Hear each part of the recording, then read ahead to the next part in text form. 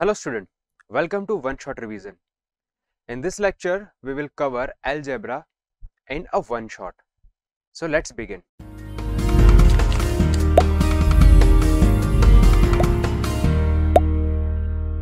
So first of all, as you can see, the recap. So let's recap two important terms. What are they? First one is arithmetic. So what is arithmetic? As you have studied, arithmetic is a branch of mathematics in which we study numbers. Okay, is called arithmetic. ये ऐसी branch है जहां पे हम numbers के बारे में deal करते हैं. Number may be minus, may be positive, right, may be negative, positive from minus infinity से to plus infinity, right, any number. When you deal with the numbers, you can say you are dealing with the arithmetic. Now second key term is geometry. So geometry is the branch of mathematics in which we study shapes, various shapes. It may be circle, triangle, rectangle, pentagon, hexagon, any shape. When we deal with the shapes, then we say we are studying geometry, right?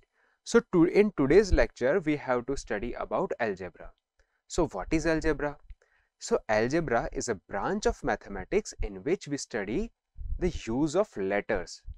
It is called algebra. So in these we use letters, right? So arithmetic में number के साथ deal किया, geometry में हमने shape के साथ deal किया, और यहाँ पर in algebra we will deal with the letters, right?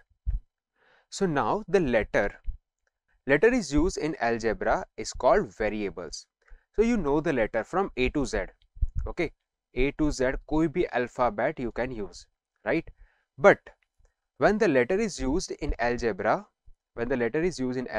it is called variable or literal number, right?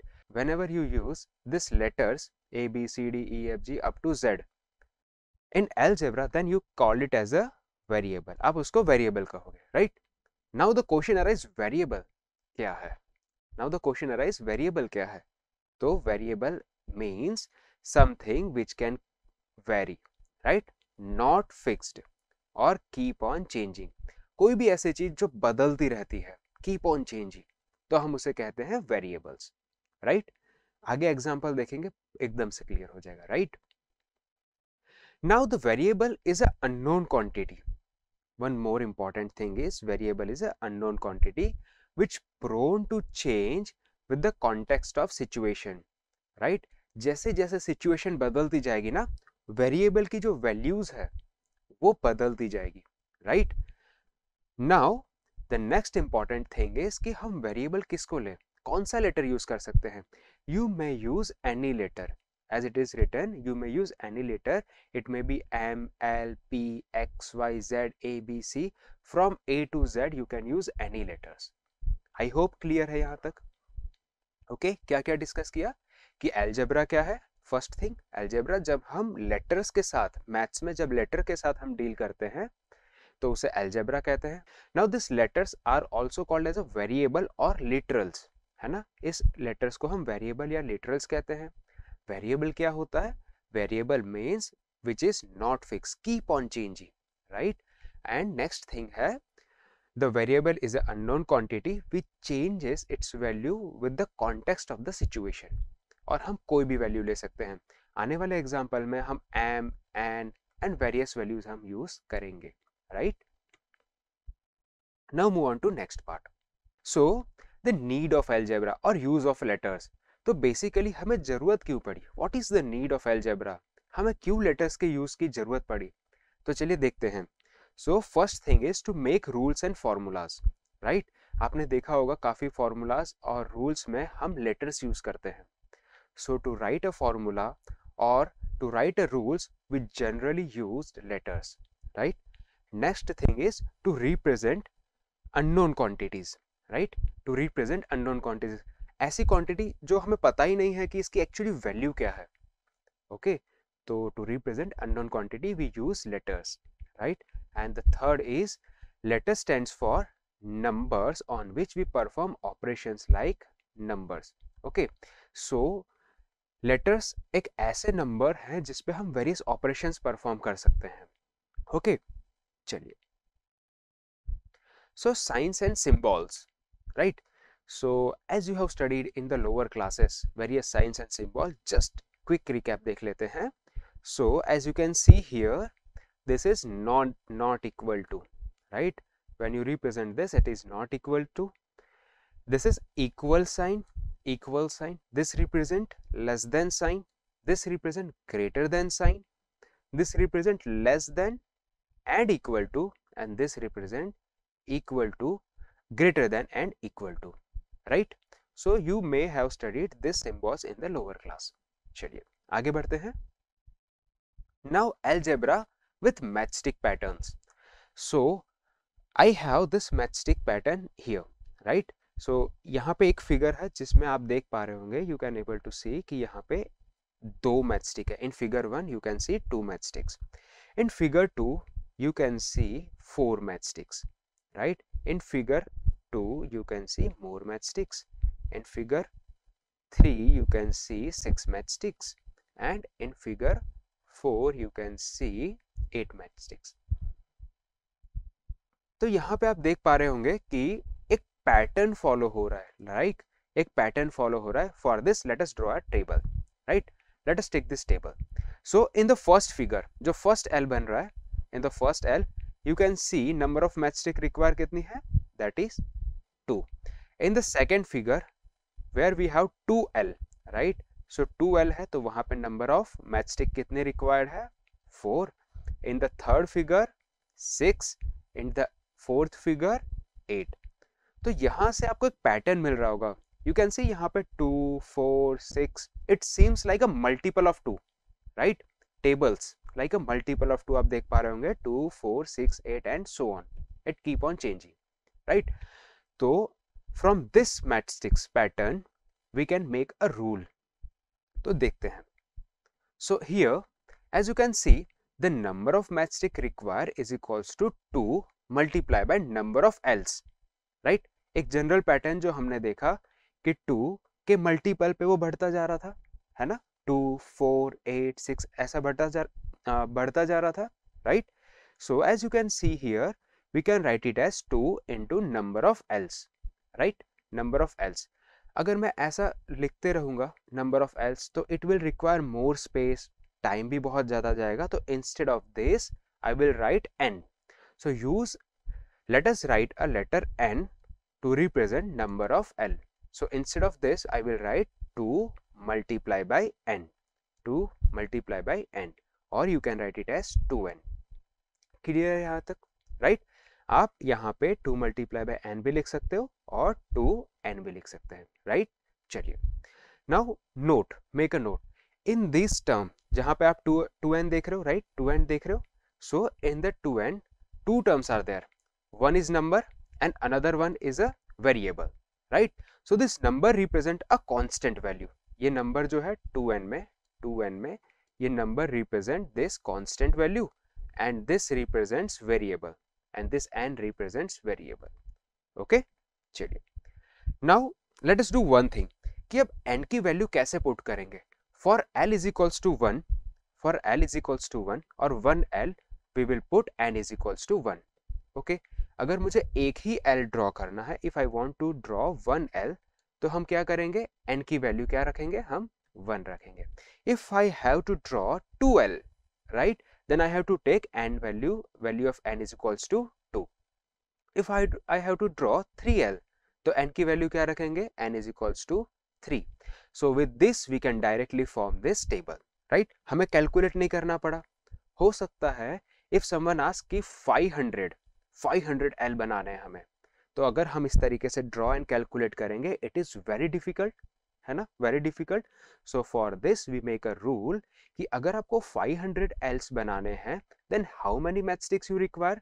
तो directly you can put instead of n is equals to 1 you can put n is equals to 500, and you can directly say कि 2 multiply by 500 you will get 1000. So you need 1000 matchsticks to make 500L. I hope it is clear, right? So let us do an example. So can you tell the rule of this pattern? So ये pattern आपको दिख रहा होगा, and can you tell me the rule? So as you can see here कि in the first figure, right, in the first figure we have 3 matchsticks. In the second figure we have 6 matchsticks.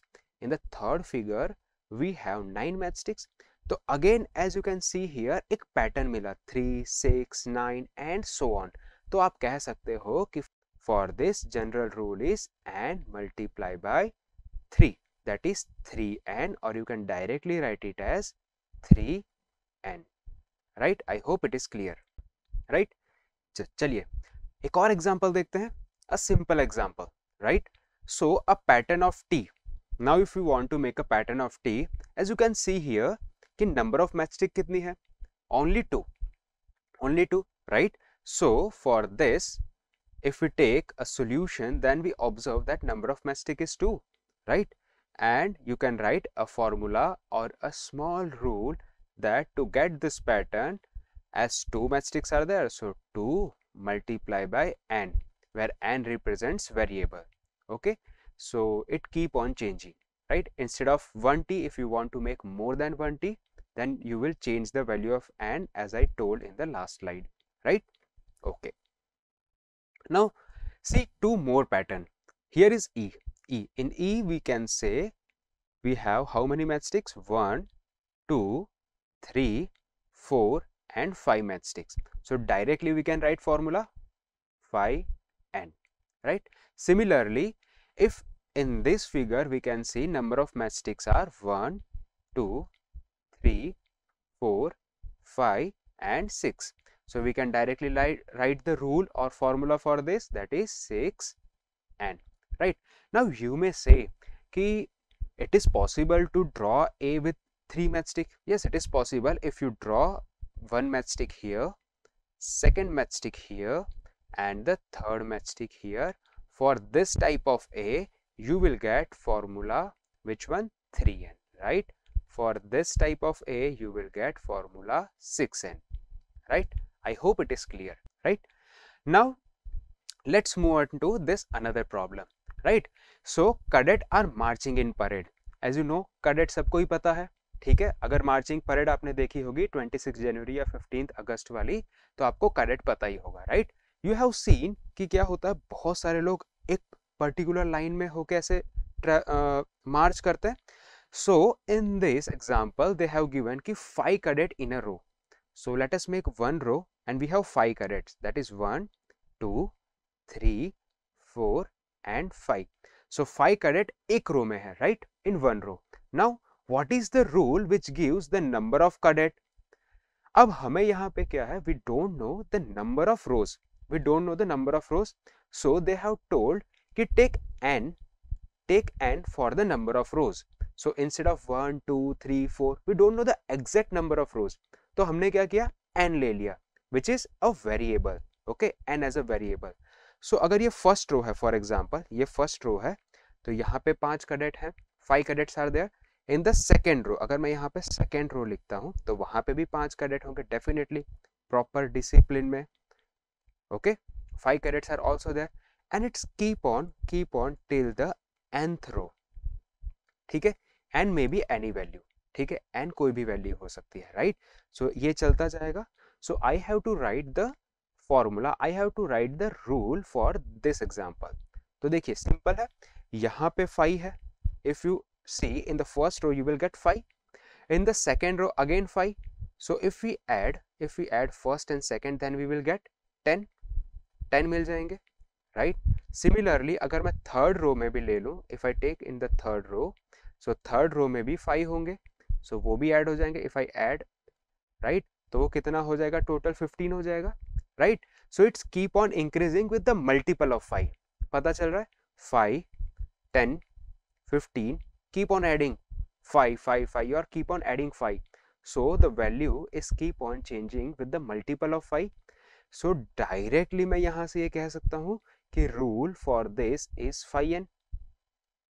Rule for example or this problem is 5n. Clear? So let us see the steps. In the exam you have to follow the proper step.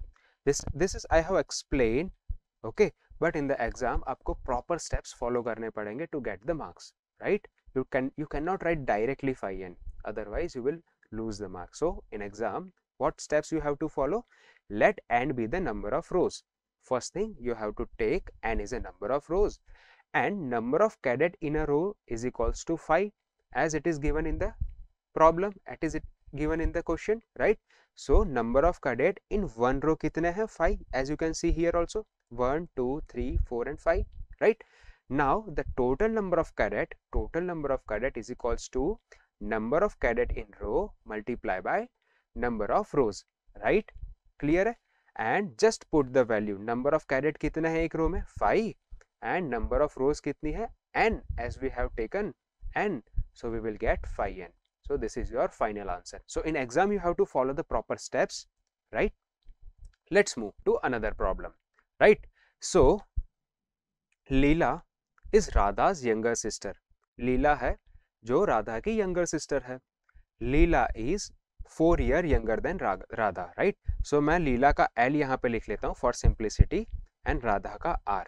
So from this problem, as we can see कि लीला is younger, Leela is राधा's younger sister. That means यहाँ से हमें एक चीज पता चले कि लीला छोटी है राधा से, right? Leela is राधा's younger sister. Okay. Now कितनी छोटी है? They have given how younger it is. So Leela is 4 year younger than Radha. तो राधा से 4 year छोटी है. Can you write the Leela's age in terms of Radha? यहाँ पे हमें राधा की एज एग्जैक्ट एज नहीं पता है, तो again we will use letters. Okay, exact age नहीं पता है, सो यहाँ पे they have given in the problem कि राधा की एज हम x ईयर्स लेंगे, because it is not given in the problem कि राधा की एग्जैक्ट एज क्या है.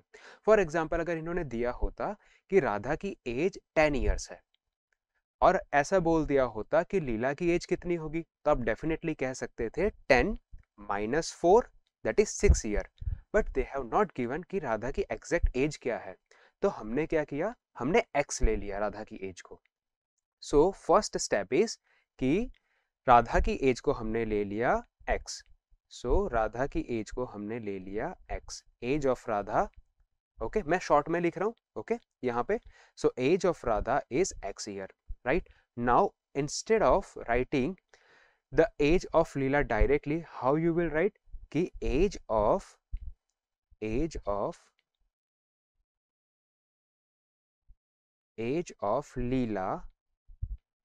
Leela is equals to कितना हो जाएगा, एज ऑफ लीला कितनी हो जाएगी, राधा की एज से 4 ईयर छोटा, दैट मीन्स x - 4. जैसे एक एग्जांपल मैंने दिया 10 - 4, then we will get the age of Leela. Similarly, instead of 10 we are using x because we don't know the exact age of Radha. That's why.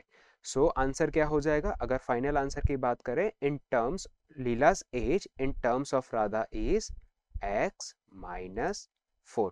-4 क्यों किया, I hope ये clear हो गया होगा, बिकॉज कि जो लीला की एज है वो 4 ईयर कम है, 4 ईयर्स कम है. So you have to subtract x - 4, x - 4.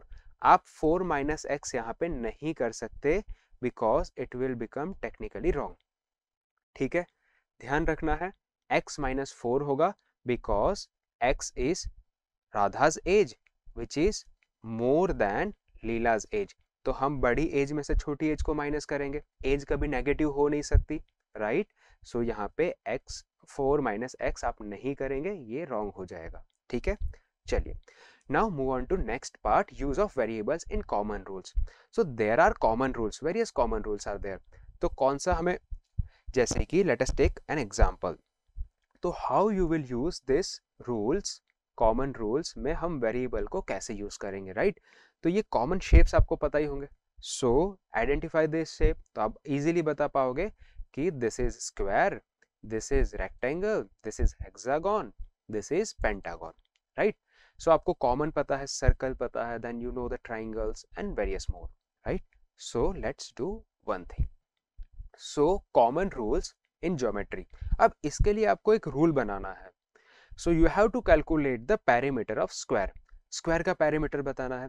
You know the perimeter, perimeter क्या होता है, sum of all the sides is perimeter. जैसे ये एक साइड है, राइट। अगर मैं इसको यहाँ पे नाम दे देता हूँ A B C and D, okay, and square है, दैट मीन्स सारी साइड्स इक्वल होंगी। So if I take this side as L, तो ये भी एल हो जाएगा, ए बी भी एल हो जाएगा, बी सी भी एल हो जाएगा एंड सी डी भी एल हो जाएगा, right. Okay, now you have to add the parameter, right. अब मैंने एल क्यों लिया, क्यों एल लिया, because I don't know the exact length, तो मैंने एक जनरल स्टेटमेंट, जनरल लेटर ले लिया L as a variable. Okay, so now to calculate the parameter मुझे क्या करना पड़ेगा, I have to add AB, BC, CD and DA. Okay, हमें उसे ऐड करना पड़ेगा. So if we add, so we can write it as L plus L plus L plus L. So if you add, you will get how much? 4L, है ना, 4L मिल जाएगा. अगर आप इन सबको ऐड कर दोगे 4L मिल जाएगा. So this is the final rule for this square. अब आप कहोगे कि L के जगह पे मैं कोई और वेरिएबल ले सकता हूं, तो इन द फर्स्ट स्लाइड ही मैंने कहा था instead of L you can take any variable, I can use A as well. तो आंसर क्या हो जाएगा, अगर मैं A लूंगा तो 4A, राइट. सिंपल है, बहुत सिंपल है. चलिए नेक्स्ट पर आते हैं. Perimeter of rectangle. Now talk the perimeter of rectangle, right. So let us assume, again यहाँ पे मैं एक वेरिएबल ले रहा हूँ that is L, right, for the length. And for the width or breadth, I will take a variable b, right? तो similarly as you know कि rectangle में opposite sides are equal, तो ये भी L हो जाएगा, तो आपका ये भी L है, right? Now अगर ये B है तो इसकी opposite side ये भी आपका B हो जाएगा. Now perimeter as I told कि क्या है, sum of all the sides, सारी side का sum करना पड़ेगा. So L plus B plus L plus B, then I will get the perimeter. तो मैं वही करता हूँ यहाँ पे. So L plus B plus L plus B, right? अगर मैं इसको simplify करूँगा, I can write it as 2L plus 2B, लिख सकते हैं, right? Now और further simplify करें तो 2 को common ले लेते हैं. So if we take 2 as a common, then we can write it as 2L plus B. ठीक है, easy है. So as we have seen the rule for rectangle, now let us do a rule for triangle, right? So it is an equilateral triangle, right? तो यहाँ पे अगर equilateral triangle है, that means सारी side उसकी equal है. So if I take this as L, also it is given in the problem कि हम L लेंगे.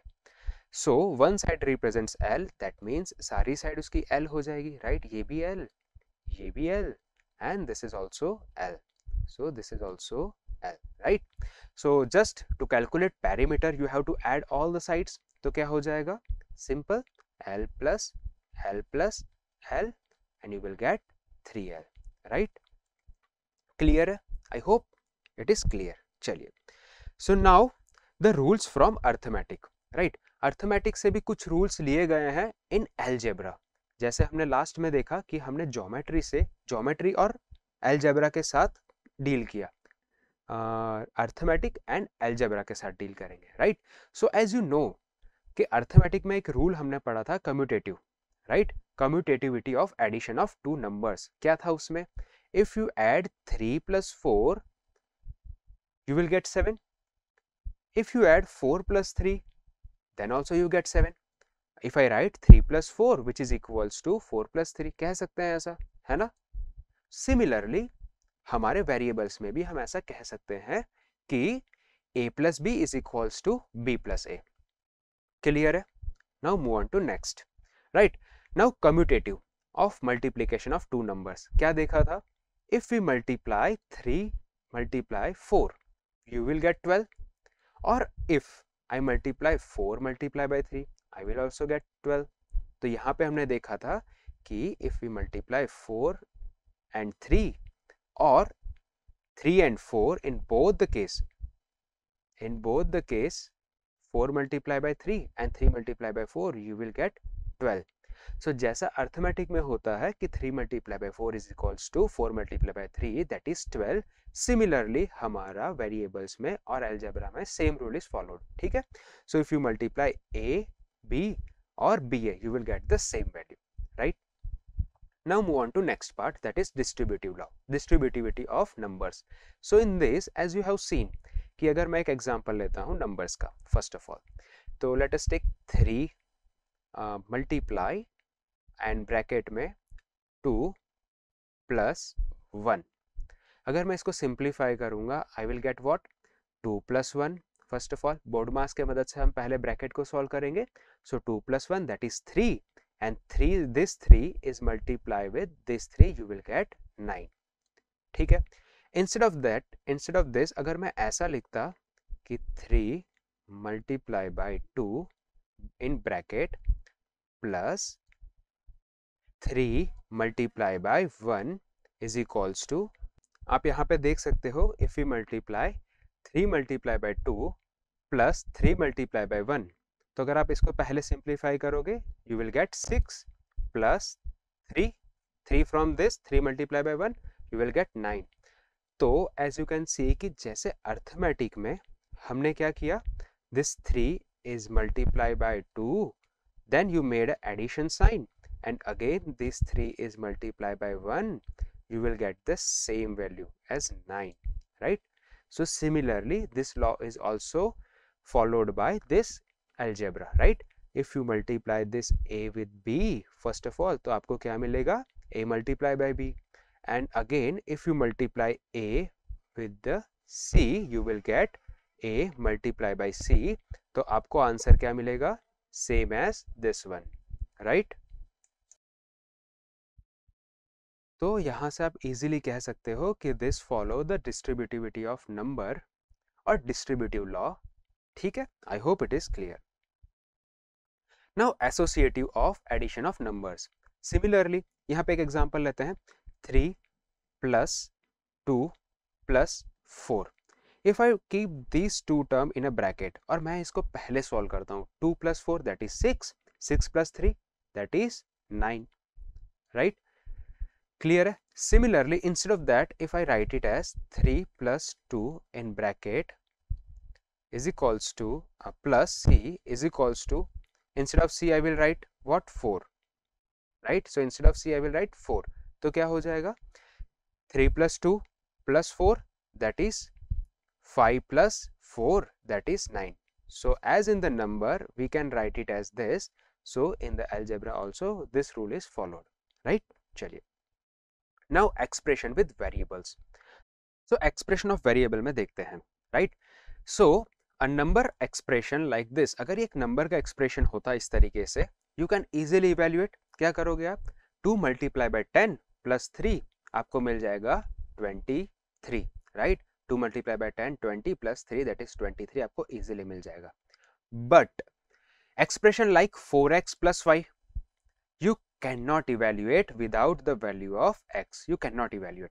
आप यहाँ पे ये नहीं कह सकते, काफी स्टूडेंट्स ये गलती करते हैं, 4x plus 5 को वो लिख देते हैं 9x, जो not possible. You cannot evaluate the value till you get the value of x. ठीक है, आप नहीं लिख सकते because इसके साथ इसका coefficient, right? This is the constant and this term has a variable as well as constant. तो आप इन दोनों को कभी add नहीं कर सकते. I hope it is clear, right? चलिए, so जब तक आपको x की वैल्यू नहीं पता है you cannot calculate the value of this expression, right? चलिए, now let us see here कि यहाँ पे if this is given, right? This expression is given and you have to tell कि इसको कैसे लिखेंगे, how you will write, right? How it is formed और कहाँ से आया, राइट? तो अगर this is given then y plus 5 is given, then I said कि आप मुझे बताइए कि वर्ड्स में इसको कैसे लिखेंगे. Very simple, you can write it as 5 added to y. For this t minus 7, so t minus 7 is written as 7 subtracted from t. You have to subtract 7 from t, right? Now second one is 10a, right? 10a is written as a multiply by 10. Clear? now x by 3. So it is written as x by 3 is also be written as x divided by 3. Very simple. Now minus 5q is written as q multiplied by minus 5. Right? Now the last term is quite interesting, quite difficult. Okay, तो इसको अच्छे से देखते हैं. In this it is written as 3x plus 2. Right तो यहाँ पे आपके पास दो पॉसिबिलिटी है. जो in one possibility you make a mistake and the second possibility you will get the right answer. ठीक है, तो एक स्टूडेंट मुझे ये कह सकता है कि sir I can write it as कि let's multiply 3 with x in the first step and in the second step add 2, right? So as it is written here, first x multiply by 3, then in the second step then 2 is added to the product, so you will get this expression. But अगर कोई student by mistake ये कहता है कि x is added to 2 then multiply by 3, तो वो expression कुछ ऐसा बन जाएगा which is not same as this expression. Right, so जब भी इस तरीके का क्वेश्चन आए, डू वन थिंग कि प्रोडक्ट वाला पार्ट है ना, you have to do first. ठीक है, सो ये जो प्रोडक्ट वाला पार्ट है, मल्टीप्लीकेशन वाला पार्ट है, so you have to write this part first. So first you have to multiply x with 3, then you have to add हम बाद में करेंगे. ठीक है, सो अगर अगेन यहाँ पे एक चीज बहुत ध्यान से रखनी है, फिर से मैं बता रहा हूँ कि अगर प्रोडक्ट वाला पार्ट है तो आपको वो फर्स्ट लेना है, then you have to add. Right, तो कभी भी गलती नहीं होगी इन एनी एक्सप्रेशन. चलिए, let's move on to the example. So in this example if z plus 1 is written over here, then आप कैसे लिख सकते हो? z is, as I told in the last, 5 is added to y, है ना, 5 is added to y. So similarly 1 is added to z, right? 1 is added to z. In the second, as I have told in the example, क्या बोला था? The multiplication example में a is multiplied by 10. Similarly in this example you will write it as 17 is multiplied by y or y is multiplied by 7. Both are correct because we have discussed कि हम 17y भी लिख सकते हैं और y 17 भी लिख सकते हैं. But it is more preferable to write a number before this variable. ये convention है.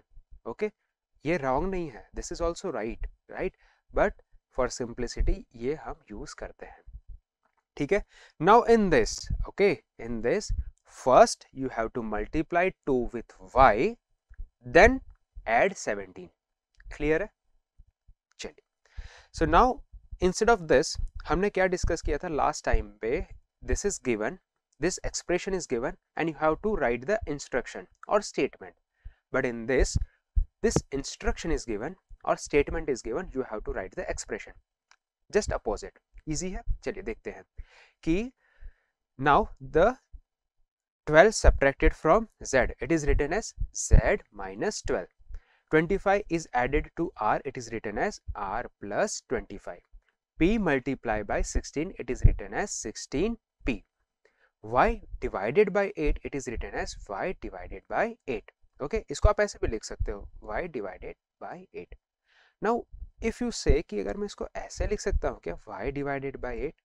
Okay, yes you can, but it is not preferable to write this, है ना. Instead of this we prefer to write in this expression. It is not wrong, it is right, but आपको ऐसा prefer किया जाता है कि आप इस तरीके से या इस फॉर्म में लिखेंगे. Right, now m multiplied by minus 9, so you can write it as minus 9 multiplied by n.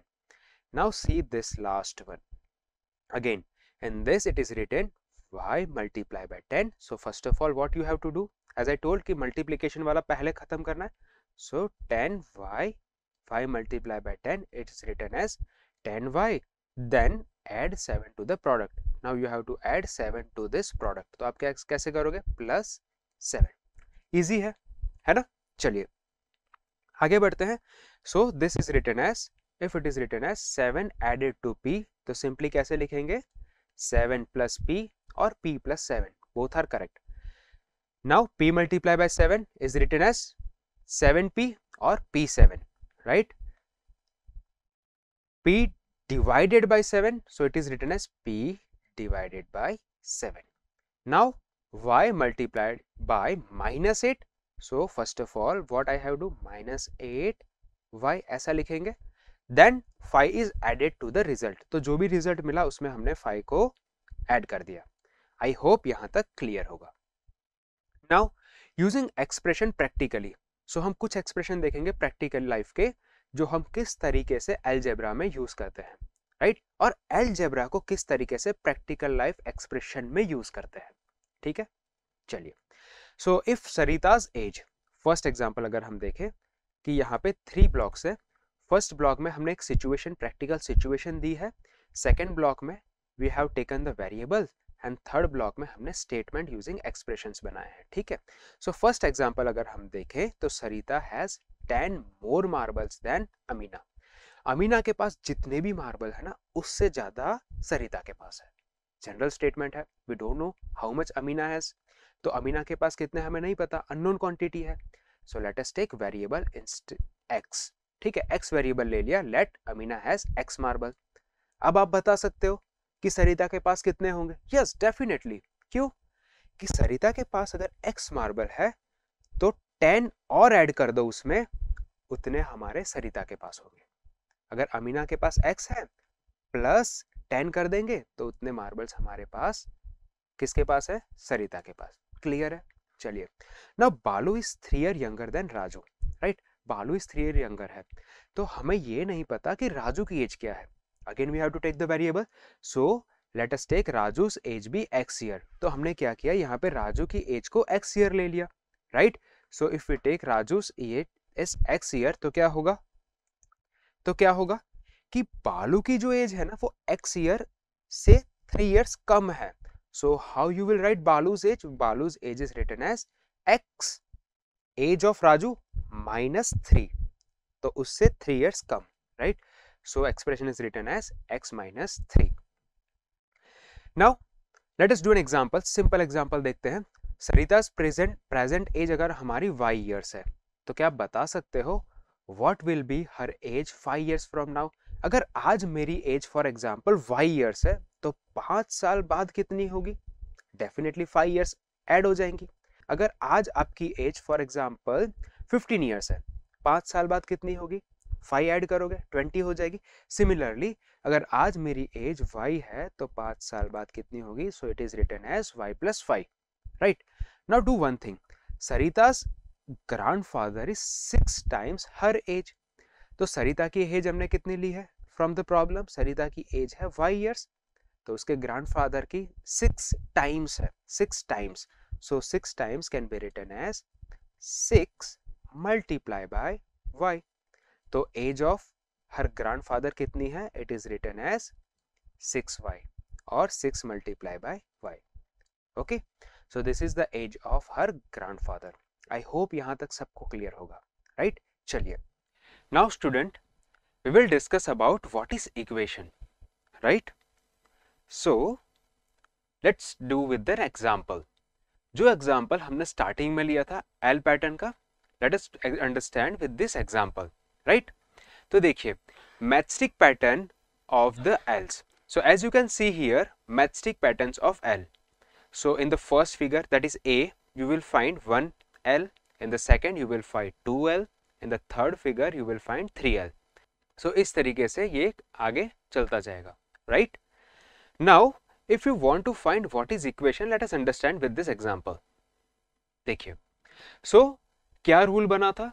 So number of matchsticks required is given by the rule 2n. As we have seen कि इसके लिए जो rule बनाया था that is 2n, right? Now if we say कि number of matchstick is given as 10, so in the last case जब हमने discuss किया था हमें number of matchsticks नहीं पता थी, okay? So but in this part it is given कि number of matchstick आपकी कितनी है, 10 है, right? So they have given number of matchstick, आपके पास मैं आपको 10 मैचस्टिक दे देता हूँ, right. Now what happen, so to find the number of Ls, तो अगर मैंने आपको नंबर ऑफ मैचस्टिक 10 दे दिया एंड इफ आई आस्क कि नाउ टेल मी आप कितने नंबर ऑफ एल्स बना सकते हैं, so for this what we have to do, we have to equate 2n equals to 10, ठीक है। इसके लिए हमें क्या करना पड़ेगा, हमें 2n is equals to 10 equate करना पड़ेगा। So from this we can calculate, यहां से हम कैलकुलेट कर सकते हैं n की value. So n is equals to क्या हो जाएगा आपका 5, दैट मीन्स कि आप नंबर ऑफ l कितने बना सकते हैं, आप नंबर ऑफ l 5 बना सकते हैं from this given condition, right, from this given condition. चलिए कुछ टर्म्स देखते हैं that you should know about equations. If we use equal sign between two expressions, then they form an equation. Whenever you use equal to sign, you form an equation. आप equation बनाते हो, so you have to use this equal to sign. First condition, whenever you use equal to sign, the left hand side and right hand side of an equation is separated by equal to sign. Let us take an example कि मान लीजिए ये equal to sign है, so this left hand side and this right hand side are separated by this equals to sign, है ना, ये दोनों separate होता है, सो इसे कहेंगे LHS और इसे कहेंगे RHS। So left hand side of this equation and right hand side of this equation, clear है।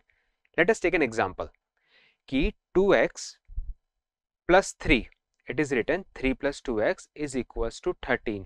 So this forms an equation, इसको हम equation कहेंगे, right, because it has a equals to sign, it has LHS left hand side term and it has RHS right hand side term, right. In the RHS you have 13, in the LHS you have 3 plus 2x, right, clear है। Now make a note, एक note आपको ध्यान रखना है, if there is greater than sign और less than sign instead of equals to sign, यहाँ पे equals to sign है, इसके जगह पे आइदर ग्रेटर देन और इक्वल्स टू होगा, then we can not say it is an equation, then we say it is an expression. Let us take an example कि अगर यहाँ पे 23 plus 6x greater than sign है, greater than sign then equals greater than sign than 8, right. So because of this greater than sign we cannot say it is an equation, ये equation नहीं है, it is just an expression. I hope clear है। So in this slide what we have discussed, one thing कि equation में क्या होगा, compulsorily equals to sign होगा, this equals to sign separates what LHS and RHS, ठीक है, LHS and RHS को ये separate करेगा, right, and instead of equals to sign, if it has greater than and less than sign, then it cannot be called as an equation, right। चलिए, now can you tell me, forget about this thing first, right, can you tell me सबसे पहले कि इसमें से equation कौन सी है, then you are exactly right with this option A and option C, right. These two are equation, this is not an equation because we have greater than sign, right. Now can you tell me ki with variables, equation with variable, so equation with variables, so answer is A and C, because in A we have variable x and in C we have variable n. So if we want to say, so first of all these are the equations and A and C are the variables. So equations with variable, then these equations are equations with variable, okay. Now what is solution? Solution क्या है? So a value of variable in an equation which satisfy the equation is called solution, right. अगर कोई भी value है जो उस equation को satisfy करती है, that value is called as an solution. Let us take an example, right. So if it is written here कि 2n is equals to 10, this is the equation, right, equals to sign है, LHS है, RHS है, this is an equation. So n is equals to 5 is a solution of this equation. n is equals to 5 क्या है, ये solution है equation का, right? Because when you put n is equals to 5 in the LHS में अगर हम put करते हैं, that is 2 multiply by n. Instead of n, if we put 5, you will get 10, right? So 10 which is equals to RHS है ये, right? So LHS and RHS both are equal. So the value n is equals to 5 satisfy the solution. तो हम इसे क्या कहेंगे? Satisfy the equation. So हम इसे क्या कहेंगे? It is the solution of this equation. I hope it is clear. Now let's do an example. ठीक है? So if 7u is equals to 21 is given and you have to find the value of u. You have to find the value of solution. So what you will do? You will just, it is in multiplication, 7 is in multiplication. If you move from LHS to RHS तो क्या होगा? वो division में चला जाएगा, है ना? तो u is equals to क्या हो जाएगा? 21 by 7. If you simplify this, you will get 3, right? Let us do another example. So find the solution or find the value of x, right? So it is given that 3x plus 4 is equals to 16. As you can see कि यहाँ पे हमारे पास LHS में एक variable है. So to calculate the value of this variable, what we have to do? जितनी भी आसपास वैल्यूज है, कांस्टेंट है, वो सब RHS में भेज देंगे, right? So first of all first step क्या करते हैं? 3x is equals to, if this 4 RHS में चला जाएगा तो क्या होगा? 16 minus 4, that is 12. So in the next step I will get 3x is equals to 12, right? Now this is in multiplication, उसको हम RHS में भेजेंगे तो क्या होगा? x is equals to 12 by 3. If we simplify, we will get x is equals to 4. So this is the solution for this equation or value of x is equals to 4. I hope it is clear. So that's it for the day. I hope you enjoyed this session. So in one shot, I tried to cover whole algebra of class 6th and I hope you enjoyed it. Thank you.